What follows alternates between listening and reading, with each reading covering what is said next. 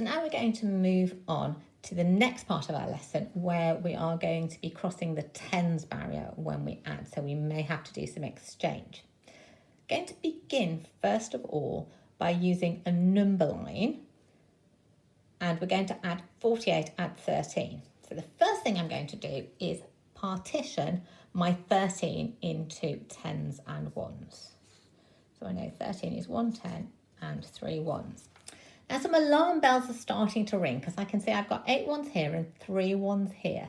So that's telling me that I cannot make one jump on my number line to add my ones. I'm going to have to make more than one jump. I'm going to have to use my number bonds to work out the value of my jumps. So let's start on my number line here. There's my 48. Now it's so much easier when I can get to the next number ending in 0 so that I can add on to that. So I'm going to make my first jump to get to 50, which is the next number ending in 0 after 48. I've got 3 ones. So I know that 8 add 2 makes a tens number, so that 48 add 2 must get me to 50. So that's using 2 of my 3 ones. So let's add on the 2.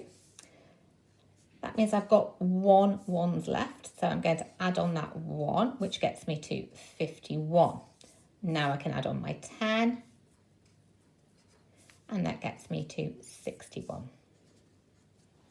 So that's how you use an open number line crossing tens. I'd like you to pause the video here and have a go at the 2 examples in the PDF file. The next method we're going to look at, children, is the expanded column method, and we looked at this last week in our money calculations, but I'm going to remind you of it again. So to do the expanded column method, we need to write our 2 numbers that we're adding in a column. So I'm going to put my tens and ones here. So we have 46 and 35. And as we've been doing, I am going to add up my ones first. I have 6 ones, add 5 ones. So 6 add 5 is 11 ones. So I've got 11 ones altogether. I'm going to write that here. Then I'm going to add up my tens. I have got 4 tens, add 3 tens. So 4 tens, add 3 tens. That's 40, add 30. And that equals 70. So I'm going to write my 70 here.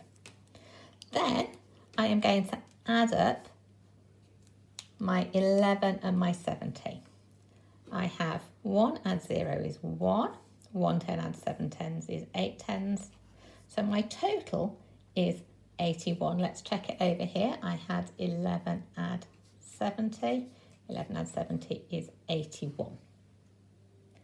I'd like you to pause the video now, children, and I'd like you to try the 2 examples that I've put in the PDF file using this method. So children, the last method that we're going to look at today is the compact column method. Now this is the method that your grown-ups use, but I actually only want you to move on to this if you feel confident using the expanded method. So let's have a little look at how we would do this.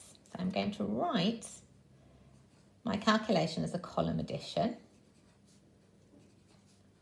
but I'm also going to draw a picture to help me. So let's draw my picture of 28. 2, 3, 4, 5, 6, 7, 8, and 13.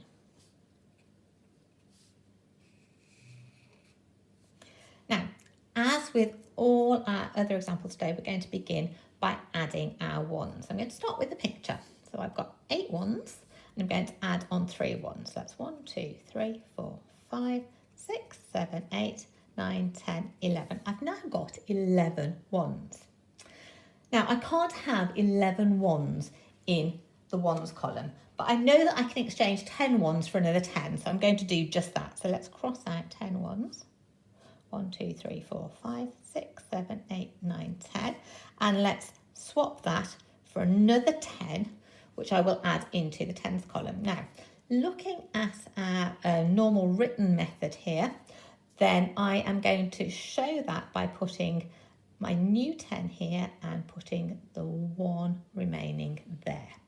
Still got 11, but I've swapped the 10 for a 10 here, and I'm going to write it underneath.